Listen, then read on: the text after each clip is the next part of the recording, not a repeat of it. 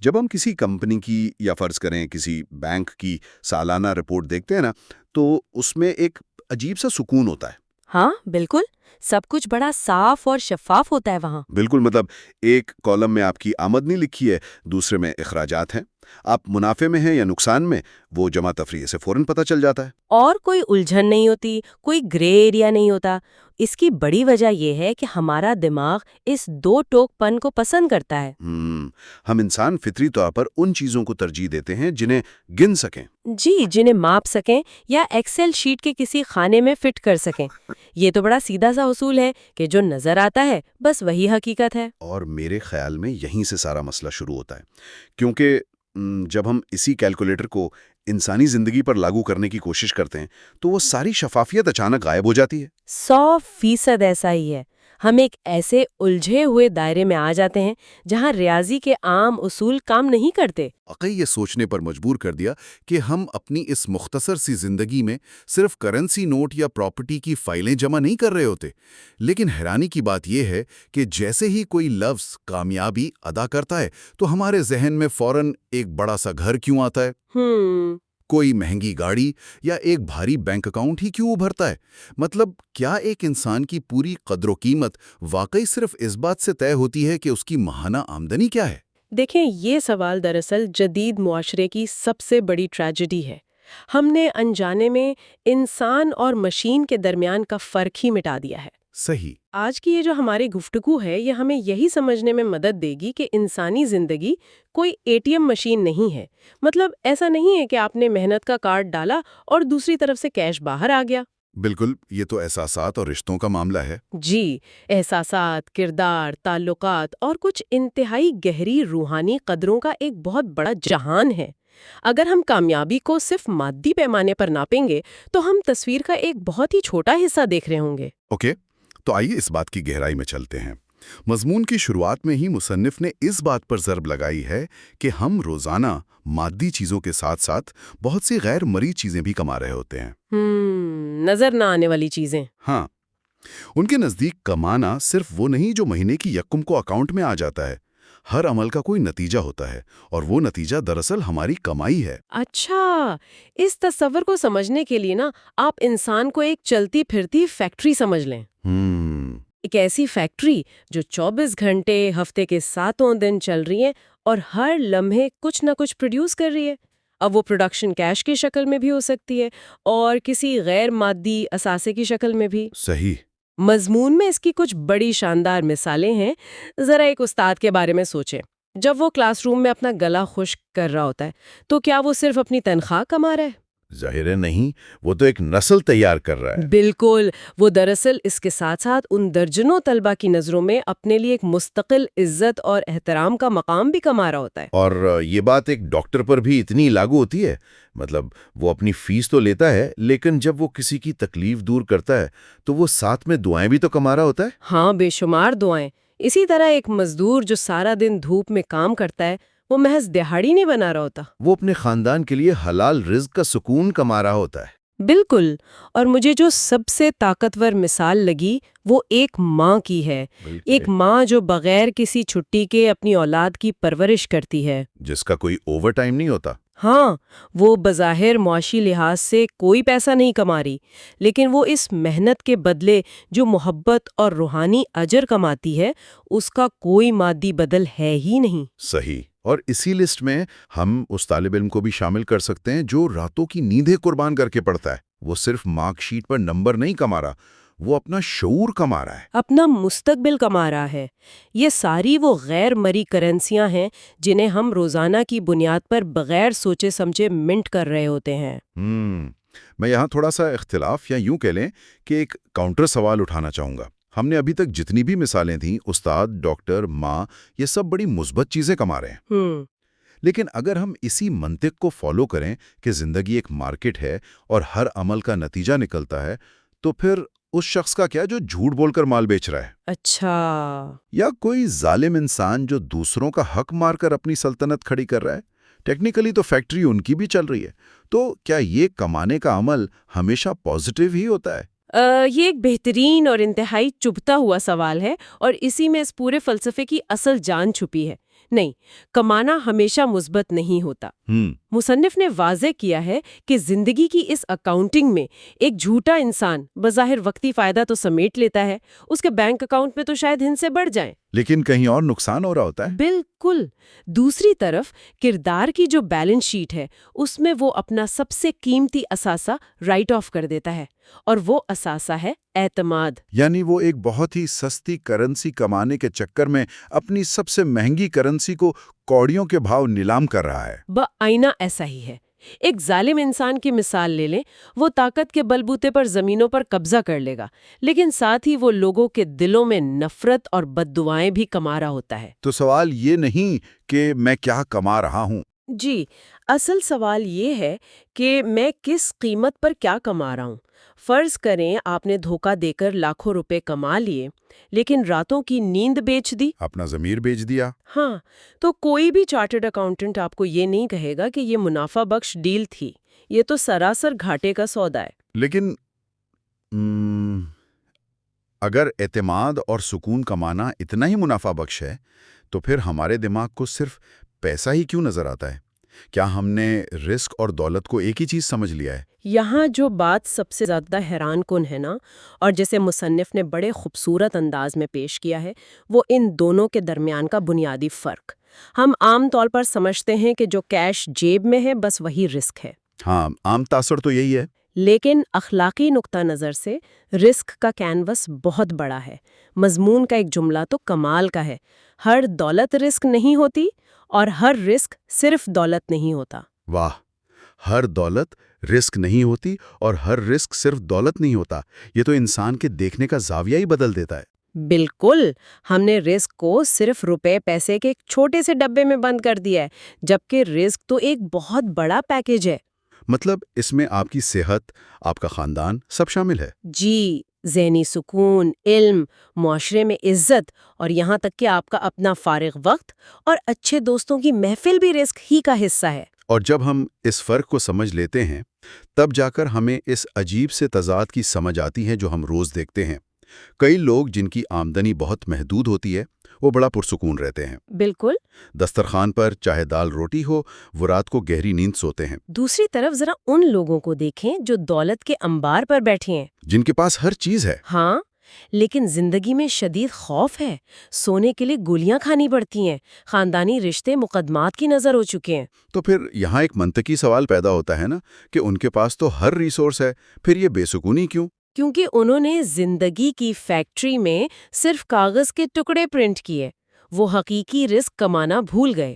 انہوں نے کیش کمایا لیکن وہ ذہنی سکون نہیں کما پائے جو اس کیش کو انجوائے کرنے کے لیے ضروری تھا۔ عالیشان مکانات تو بنا لیے لیکن انہیں گھر بنانے والے تعلقات گنوا دیے۔ بالکل، کاروبار میں منافع تو کمایا لیکن پارٹنرز کا اعتماد توڑ دیا، جس کا نتیجہ یہ نکلا کہ قریبی رشتوں کا اعتماد بھی کھو بیٹھے۔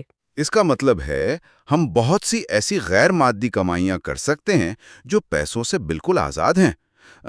مصنف نے خاص طور پر کن کرنسیوں پر زور دیا ہے؟ انہوں نے کچھ بہت طاقتور کانسیپٹس بتائے ہیں۔ سب سے پہلا ہے اجر کمانا۔ اسے آپ ایک پوشیدہ سیونگ اکاؤنٹ کی طرح سمجھے، جو کسی دنیاوی بینک میں نہیں ہوتا۔ ہاں، یہ کائناتی سطح پر چلتا ہے۔ جب کوئی راستے سے پتھر ہٹا دیتا ہے، کسی پریشان انسان کی مدد کرتا ہے یا کسی کا دل ٹوٹنے سے بچا لیتا ہے تو وہ اس اکاؤنٹ میں ڈپازٹ کر رہا ہوتا ہے۔ اور اس کمائی پر کوئی ٹیکس بھی نہیں لگتا۔ بالکل، اور نہ ہی یہ کبھی ڈی ویلیو ہوتی ہے۔ یہ اجر کا تصور تو ایک طرح کی لائف انشورنس لگتا ہے۔ اور عزت کی کمائی آج کل تو یہ خاصی نایاب محسوس ہوتی ہے۔ عزت دنیا کی ان چند کمائیوں میں سے ہے جنہیں شارٹ کٹ سے حاصل نہیں کیا جا سکتا۔ پیسہ تو شاید آپ فراڈ سے راتوں رات کما لیں، لیکن عزت کے لیے آپ کو سالہ سال محنت کرنی پڑتی ہے۔ اپنی زبان کی سچائی ثابت کرنی پڑتی ہے۔ جی، وعدے کی پاسداری، مشکل وقت میں اصولوں پر کھڑے رہنا۔ ہم سب ایسے بزرگوں کو جانتے ہیں جن کے پاس کوئی بڑی گاڑی نہ بھی ہو تو محفل میں لوگ ان کے احترام میں کھڑے ہو جاتے ہیں۔ بالکل، کیونکہ انہوں نے دہائیوں کی انویسٹمنٹ کی ہوتی ہے۔ اسی طرح اعتماد ہے، یہ شیشے کا وہ برتن ہے جسے بنانے میں عمریں لگ جاتی ہیں لیکن ٹوٹنے کے لیے 1 سیکنڈ کی بے ایمانی کافی ہوتی ہے۔ اور محبت تو وہ کرنسی ہے جو صرف خلوص کے سکے سے خریدی جا سکتی ہے۔ محبت صرف خلوص کے سکے سے خریدی جا سکتی ہے، یہ بڑی گہری بات ہے۔ لیکن میں اس بحث کو تھوڑا سا آج کی پریکٹیکل دنیا کی طرف لانا چاہتا ہوں۔ اچھا۔ ہم عزت اور اعتماد کی باتیں کر رہے ہیں جو دہائیوں میں کمائی جاتی ہیں، مگر آج کی تیز رفتار ڈیجیٹل دنیا میں کسی کے پاس اتنا وقت کہاں ہے؟ لوگ تو fake it till you make it پر چل رہے ہیں۔ مجھے لگتا ہے کہ ان پرانی کرنسیوں کی جگہ اب ایک بالکل نئی اور ہائپر ایکٹیو کرنسی نے لے لی ہے، اور اس کا نام ہے توجہ یا اٹینشن۔ ہاں، یہ آپ نے انتہائی اہم اور بروقت نقطہ اٹھایا ہے۔ ہم ٹیکنیکلی ایک اٹینشن اکانومی یعنی توجہ کی معیشت کے دور میں سانس لے رہے ہیں۔ اسمارٹ فونز اور سوشل میڈیا نے تو کمانے کے تصور کو ہی بدل دیا ہے۔ پوری طرح ہائی جیک کر لیا ہے دراصل، اور مصنف نے اس چیز پر بڑی سختی سے تنقید کی ہے۔ ہم روز اسکرول کرتے ہوئے دیکھتے ہیں کہ لوگ ویوز، لائکس اور فالوورز کے لیے کس حد تک جا رہے ہیں۔ بالکل، کوئی سڑک پر عجیب حرکتیں کر رہا ہے، کوئی جھوٹے جذباتی ڈرامے رچا رہا ہے۔ نفرت انگیز بیانیے بیچے جا رہے ہیں، اور اپنی جعلی شان دکھانے کے لیے لوگ کرائے کے کپڑے اور گاڑیاں استعمال کر رہے ہیں۔ وہ بس اسکرین پر آپ کی آنکھوں کا وقت کمانا چاہتے ہیں۔ لیکن میں یہاں ایک چیلنج پیش کروں گا۔ اگر ہم بیلاگ تجزیہ کریں تو آج کل جسے زیادہ توجہ مل جائے اسے اسپانسرشپس ملنے لگتی ہیں۔ وہ برانڈز کا ایمبیسڈر بن جاتا ہے، اس کے پاس پیسہ آ جاتا ہے، اور پیسہ پھر اسے سوسائٹی میں مقام دلا دیتا ہے۔ تو کیا آج کے دور میں شہرت اور عزت آپس میں ضم نہیں ہو گئے؟ نہیں، بالکل نہیں۔ یہ ایک بہت بڑا فریب ہے، اور شاید ہمارے دور کا سب سے خطرناک وہم یہی ہے۔ تو کیا ہر مشہور انسان معزز نہیں سمجھا جاتا؟ مصنف نے اس بات کو بہت شدت سے رد کیا ہے۔ شہرت اور عزت میں زمین آسمان کا فرق ہے۔ توجہ کھینچنا کوئی کمال نہیں ہے، یہ انسانی نفسیات کے کمزور پہلوؤں سے کھیلنے کا نام ہے۔ مطلب وہ عزت نہیں ہے؟ دیکھیں نا، اگر کوئی شخص بیچ چوراہے میں کھڑا ہو کر گالیاں دینا شروع کر دے تو قدرتی طور پر مجمع اکٹھا ہو جائے گا۔ ہاں، لوگ تو لک جائیں گے۔ لاکھوں آنکھیں اسے دیکھیں گی، وہ وائرل ہو جائے گا، شاید پیسہ بھی کما لے۔ لیکن کیا اس ہجوم کے دلوں میں اس شخص کے لیے ذرہ برابر بھی احترام ہے؟ ظاہر ہے نہیں، وہ تو اسے محض ایک تفریح کے طور پر دیکھ رہے ہیں۔ تماشا ختم ہوگا تو آگے بڑھ جائیں گے۔ بالکل، اور یہی وہ فرق ہے جو ہمیں سمجھنے کی ضرورت ہے۔ اٹینشن اکانومی دراصل ہمارے دماغ کے ڈوپامائن سسٹم سے کھیلتی ہے۔ ایک لائک ہمیں وقتی خوشی کا جھٹکا دیتا ہے، اور ہم سمجھتے ہیں کہ ہم نے کوئی بہت بڑا مارکا مار لیا ہے۔ ہاں، لیکن انسانیت، وقار اور احترام کمانا ایک طویل سفر ہے۔ مسئلہ تب ہوتا ہے جب لوگ وقتی شہرت کے نشے میں سستی توجہ کی خاطر اپنی دیر پا عزت نیلام کر دیتے ہیں، جو کئی پشتوں کی محنت سے بنی ہوتی ہے۔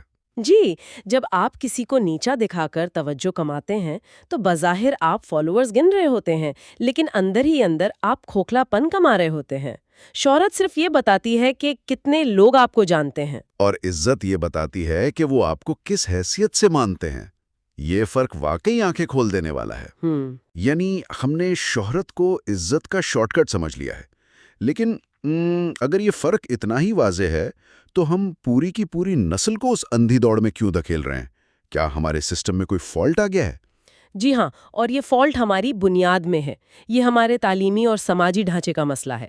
ذرا غور کریں، جب ہم کسی بچے سے پوچھتے ہیں کہ بڑے ہو کر کیا بنو گے تو ہمارا اصل مطلب کیا ہوتا ہے؟ یہی کہ پیسہ کیسے کماؤ گے۔ بالکل، بچہ بھی طوطے کی طرح جواب دیتا ہے کہ ڈاکٹر یا انجینئر۔ ہم نے بچوں کو کیریئر بنانا تو سکھا دیا، لیکن ہم نے ان سے یہ پوچھنا چھوڑ دیا کہ تم بڑے ہو کر کیسے انسان بنو گے۔ تو کیا تعلیمی ادارے اپنا کام نہیں کر رہے ہیں؟ آج کے دور میں تعلیمی ادارے علم گاہیں نہیں رہے، وہ انڈسٹریل فیکٹریاں بن چکی ہیں جن کا مقصد ایسی مشینیں تیار کرنا ہے جو مارکیٹ میں جا کر زیادہ پیسہ چھاپ سکیں۔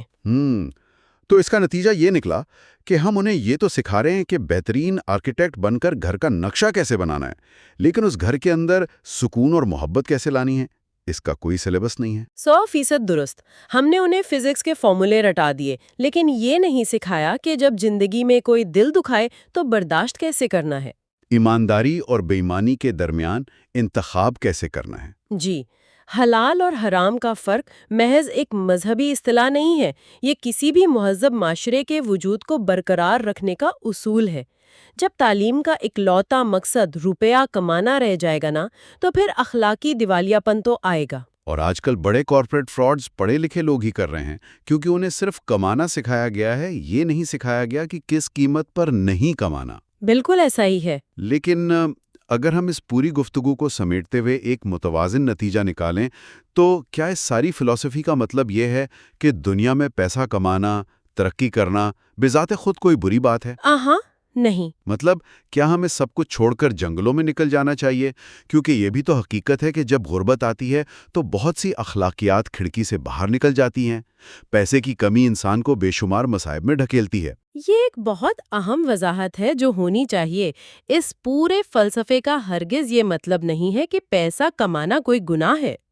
اسلام سمیت تمام نظام حلال رزق کمانے اور مالی خود مختاری کی بھرپور ترغیب دیتے ہیں۔ بالکل، غربت تو انسان کی عزت نفس کو کچل دیتی ہے۔ جی، اور مالی استحکام ایک بڑی نعمت ہے۔ پیسہ بذات خود نہ برا ہے نہ اچھا، یہ صرف ایک ٹول ہے، ایک اوزار ہے۔ اصل مسئلہ اس وقت پیدا ہوتا ہے جب انسان اس اوزار کو اپنا آقا بنا لیتا ہے۔ جب پیسے کو ہی منزل سمجھ لیا جائے۔ ہاں، تو پھر انسان اور انسانیت اس اندھی دوڑ میں کہیں پیچھے رہ جاتے ہیں۔ یعنی خرابی اس وقت ہوتی ہے جب ہم چیزوں سے پیار کرنے لگتے ہیں اور انسانوں کو استعمال کرنے لگتے ہیں، جبکہ ہونا اس کے الٹ چاہیے۔ تو پھر ایک عام انسان کے لیے عملی حل کیا ہے؟ وہ اس چکی میں پسنے سے کیسے بچ سکتا ہے؟ اس کا واحد حل ایک متوازن زندگی کا نظریہ ہے۔ ایک متوازن انسان دنیا سے کٹ کر نہیں بیٹھتا۔ وہ مارکیٹ میں اترتا ہے، دولت بھی کماتا ہے، لیکن وہ اپنے کردار کی بنیادوں کو کھوکھلا نہیں ہونے دیتا۔ وہ بزنس میں منافع تو کماتا ہے، لیکن کسٹمر کا اعتماد نہیں تو ہوتا۔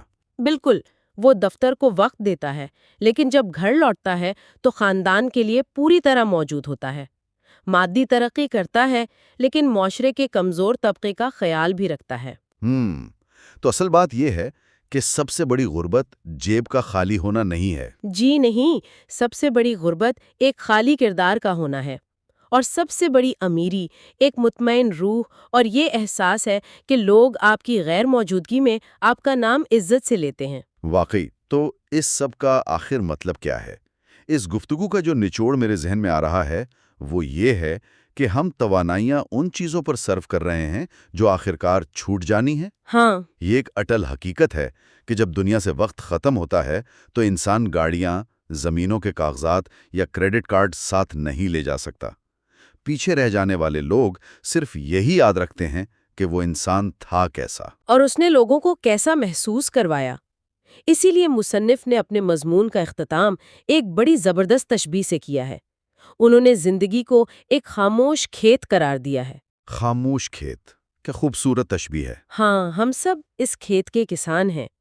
ہم ہر صبح اٹھتے ہیں اور اپنے لفظوں، رویوں، غصے اور مسکراہٹوں کے بیج اس کھیت میں بو دیتے ہیں۔